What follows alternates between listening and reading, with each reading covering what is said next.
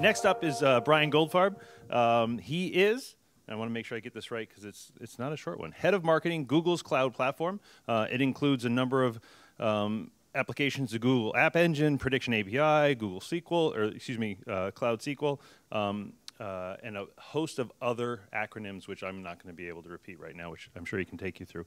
Prior to Google, he was director at Microsoft, in charge of the Azure platform. And with no further ado, I'd like to bring Brian up.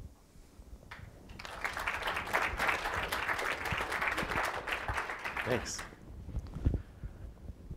Good afternoon. So I'm the person standing between all of you and a break. So I'm going to go as long as possible. We heard a lot already about techniques for measurement, about changes in the industry. I wanted to provide some perspectives about how we've been looking at social impact and kind of increasing what we've been doing in the space, thinking about influencers, thinking about measurement, and thinking about tactics, and then bringing some of our best practices and thinking to you so you can hear kind of what we're actually doing and the journey that we've gone on. It is quite a shift in a lot of thinking, you think, even for Google, a company that lives online, as we begin to embrace more and more in the social space. And so I'll give you some context about where we started with the cloud business and how we've made social a strategic part of everything that we're doing.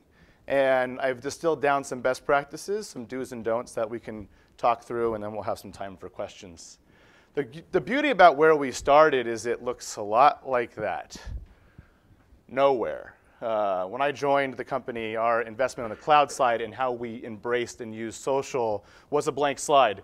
There was nothing. There was an old broken Twitter account, a divorced blog, a forgotten set of influencers, and no one thinking about this at all. And yet, when I think about my business and the customers that we're reaching, developers in particular, and IT professionals, that entire channel and all of the channels related to it are critical in how we can influence and drive purchase decision. And so being nowhere obviously creates an amazing palette with which you can start, and lots of upside for me. So it was a really kind of fun journey to go on and take and embrace the way we can think about social. I thought it was important, though, to talk about what social means to me in particular, because I think the word is massively overloaded. Does it mean Twitter? Does it mean Facebook? Does it mean blogs and websites? I think that's part of the story. But at the end of the day, I think about social as a means of customer communication. Any way I can engage a customer, I can influence a perception, I can drive a behavior is something that I put into that umbrella of social media and influence and the marketing discipline as a whole. And there's a lot of things that we did together thinking about that holistically, but I'm going to focus a lot on some of the more standard social channels that I listed there. Just to ground a starting point, kind of when we started at the beginning of 2013, so just 12 months and 7 days ago, we had 76,000 Twitter followers. Our G+ page was getting no traffic. The team was delivering 2 or 3 pieces of content via the blog a month. Our share of voice was non-existent. We had a really clean place. And we went and we did a couple important things. The first step for us was embracing this concept that social is strategic and that we need to make it strategic. And we went through a lot of steps to get there. And I'll kind of walk through what those are, show you some of the results, and then go through those best practices. It's funny and probably very obvious, but the first step in making social strategic is investment. Investment of money, investment of people, investment of time, investment of caring. The layers of investment are actually many different ways, but it needs to be something you're thinking about and talking about and embracing at a core financial and time level. I see peers in the industry and other companies get false starts where they don't actually put the resources, investment, and dedication behind it. We saw the data that was presented, the systems that people are building. The amount of work involved in doing this well is actually non-trivial, as much as it might seem simple to just tweet sometimes. That's not the key to success. You can't really do it yourself either. Bringing in agency support has been a key to our success, bringing in folks who have experience with a variety of different audiences, a variety of different categories, and a variety of different techniques really augments the capacity and capability that any one of us can bring to this problem. And so by having agencies and being willing to embrace an agency and bring them on board, make them part of the team, that really changes, I think, the way you can execute, the speed with which you can move, and ultimately what you can achieve. You know, we've heard a lot about measurement. I will mention it again later, but it is really the secret sauce that makes it possible to get investment and then agency support. You have to prove this is working.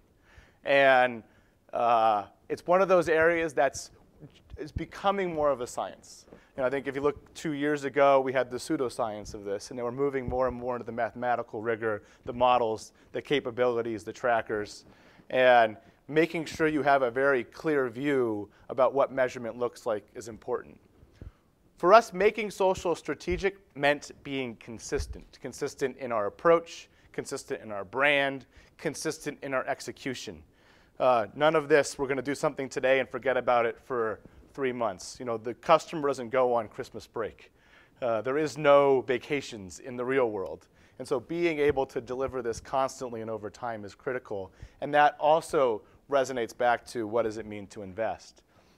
Being experimental was something that may be obvious, but did not come naturally to at least our business. Historically, we're very, very careful at Google about what we do. We experiment behind the scenes, and in the cloud side in particular, they weren't taking a lot of risks. And so being able to get out there, to target, to experiment in a safe place really opened a lot of doors for how we were able to make progress. And being planful, another thing that might sound obvious, but it's part of being strategic. You wouldn't run a campaign or do anything as a marketing professional without some level of planning. And yet I've seen over and over again in the social space where there really isn't a plan. It's just that thing you do because everyone else is doing it, or it's easy, or one new hire comes on board and takes over an account and they just start going. And they haven't really thought through what does it mean end to end. And so having that level of rigor, having that level of commitment, all is critical, I think, to having some success. And for us, you know, the last 12 months have been very, very successful. Just thinking about some core business metrics, at least core social business metrics, like are we growing our channels? Are we reaching people in better ways? You know, this isn't necessarily the dollars at the end of the funnel, because that is the panacea that I think every CMO hopes to achieve. You know, how do we measure every single aspect of our spend and exactly when someone clicks buy in any transaction? And there's ways that we're working to do that, but this year was much more about basics. You know, can we grow our reach to customers? So you can see on this fun curve the point with which we started to care. That's January 1st, 2013. And just by caring and investing and being consistent, we saw over 300% growth in Twitter followers. Is that the best metric in the world? Absolutely not. But is it one that helps us catalog what we're doing? Yes. Another interesting way we look at the results is through our PR channel. Right? In the technology world for us, the PR newswire is relevant. It's our blog that is the way we communicate our news to the press, to analysts, to customers. And it's been fun to watch how we've sort of coupled multi-channel investment with spikiness in the way we've delivered messages. What's fun is we've grown the baseline of our unique users visiting and consuming the content, but the ability for us to go look at these spikes across consumption and map that back to what actually happened, who was driving that, where did those people come from, and who are they, and how can we influence those people too, was really important for us on the blog side. And then organic traffic. You hear about earned media, paid media. You know, I care a lot about search and people coming to my website for free just by getting there organically. And the whole social landscape really drives a lot of that organic growth, whether it's referral traffic, whether it's growing the news, whether it's seeing influencers pointing people at your content. And so we've seen a lot of up and to the right this year, which is exactly what we wanted to see. And we know definitively that our social efforts had at least a significant percentage of the impact share. Certainly not the only one. It's part of a much broader marketing strategy. But the the criticality there is it was one of the things we focused on. I think it cannot be more overlooked.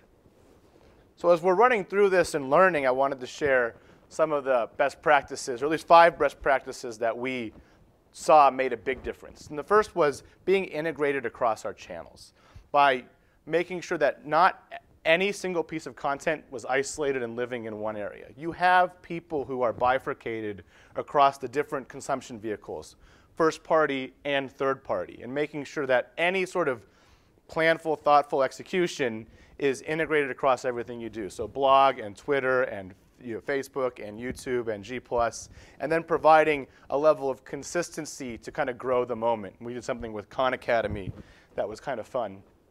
The other thing we learned in that same vein is multiple formats. Each space reacts to a different type of content. You heard talk about these content packets, or with the video and the modules around it. It turns out what we've seen in the different environments is that different types of content perform better based on the property you're going to. And so being smart about learning what executes better, whether it's video content, whether it's imagery, using graphics, animations, or even just plain text, all have been successful for us, and all are part of an integrated view and leveraging multiple formats kind of across the different styles there. One area which I think was overlooked by us, particularly as you think about developers and technical content, we think we need to deliver nerdier and more code and more technical information. And you lose sight that everyone's a person and people like human interest stories. Even though if you ask our customers, they would never tell you that. They would tell me, just show me the code, don't market to me. I never want to be marketed to in my entire life. You're failing me if you're marketing to me. And we had a ton of success delivering relevant human interest to the audience. It was very unexpected. In fact, we did a rebrand this year, so I feel your pain. And it's a challenging effort. And it's something that most people, I would think, in my discipline, the audience, wouldn't care at all about. But as part of that rebrand, we killed, retired, shelved an icon, a logo that had the heartstrings of a small percentage of our audience. And so we did an ode to that logo and talked about the history and gave some context. And it was amazing. The response from us was off the charts. 6x our normal reach, lots of engagement across all the places that we look at. And it was chatter for days. We didn't actually do anything. We just talked about something that had already happened that was negative. And we turned it into a positive moment that was great for building the brand, great for building loyalty, and was generally very exciting. I can't stress enough the measurement part of this. This is where the learning happens. If you're not tracking the details, whether it's using tools like Systemos or anything, frankly, just be committed to measuring whatever it is you're doing. And frankly, what we've seen in our early days, right, we're dabbling in this space. We're not professionals. We're learning as we go. The physical numbers and how you're doing it don't often matter. Relatives are important. Learning the techniques that have the most relative impact, understanding the different types of channels and content, but agreeing internally on the kinds of measurements that are impactful for you, that you can track and see, is really going to make a difference. And my team will laugh at me all the time. I have a tendency to send lots of emails at 1 in the morning. I'm like, I was swimming through the data. I spent a lot of time in Google Analytics. I see all these things, and they get the fury of questions, like what's happening? What's driving this? And we put the time and the energy into thinking through the results and not just doing. I think we often get lost in the execution because it's the easiest thing to do.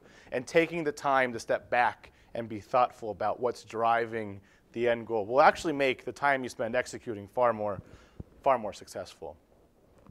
Consistency is something we failed at pretty miserably over the years, and we've gotten better. This is just blog consistency, trying to get 2, 3, 4 posts a week, 5 posts, 6 posts, 7 posts. We had a good December. Really is a discipline, and it is a way of living your business, because you're changing from a tactical business almost to real time. You're reacting, you're dealing with it. You see world events happening, you want to react immediately. You almost have to create a newsroom in many ways to deal with what's happening and react to it and get the content up quickly and be committed to delivering that content all the time. But there's a balance here around fatigue that we'll talk about in a few seconds. And then, the last is part of that consistency too. It's not just the amount you deliver, but also being consistent visually, being consistent across your channels. People need to recognize when you're doing something, no matter where it happens to be, whether it's a third-party content site, whether it's one of your sites, whether it's through Twitter, whether it's not. Your identity needs to carry through, because you never know how someone's going to get that piece of content or experience that material. So carrying that forward. A few don'ts, and this is the negative side of learning. In all the good, there's always the bad. Don't fatigue your audience. We, in the effort of getting to more, we got a little zealous and overexcited and did too much. And that can also be a negative. People tune out. They stop listening. Your signal-to-noise ratio falls, and you're done. It's hard to recover. So be very, the dance of what that fatigue point is hard to know. I think it varies by category and by the type of person you're communicating with, as well as the type of content. There's probably some secret answer. Maybe ISS can score when people get bored and stop listening. But at the end of the day, I think it's important to not do this and think about that a lot. The false start is just deadly. And I saw this when I came into the business. The team had tried to start, and then they gave up because they didn't invest enough and they weren't committed to it. And it's a lot of work, it turns out. It's a lot of actual, real typing on the keys. And you give up real fast. The second you get busy with something else that's more important, you walk away, and then your channel dries up, and people don't come back. You don't get a lot of second, third, and fourth chances here. And being impersonal, I think we work a lot at Google about our voice and how we identify through words and tone and manner and existence. And with the cloud side of the house, in working on like B2B and enterprise pieces, very easy to get very impersonal very quickly. And I think you lose a lot of the intimacy that you have in these online relationships when you move into that safe space. And so I urge people, as they're thinking through their strategies and how they're going to try these things out, to be personal and try through experimentation to find out how you can exist in this space and be more than just a business. I was delayed getting here today. I'm an Alaska Airlines flyer, and I tend to vent when they screw up to their Twitter alias. And there's always someone at the other end to respond and apologize, kind of every single time. And I feel better, even though I'm complaining. That's their social strategy, really personalizing. Some woman whose initials were KF was talking to me today, and that was great. And I feel better, and I made it here, so all is well. So I think, just in conclusion, it only works if you invest. If you can't invest, don't do it. It's not worth it. It'll actually be more negative than positive. Be creative, experiment, take risks. I think all of those things go into this safe space. You can get away with a lot of mistakes here before you get into trouble. It's a great way to sort of test out ideas that before you invest big money above the line, potentially. I think measurement today is more art than science. I think we're getting to science, but I think it's okay. Because it really comes down to a level of faith and being comfortable in that faith that we're going to get there. I think we're all sitting in this room. Offline is an area that I often get picked on, where you need a little faith that this stuff works or not. I think social, and we're at that conversion point from faith to data. And that's the 2014 trends we talked about before. We're at that point, but it's okay to not have it all together and be 100% ready to go.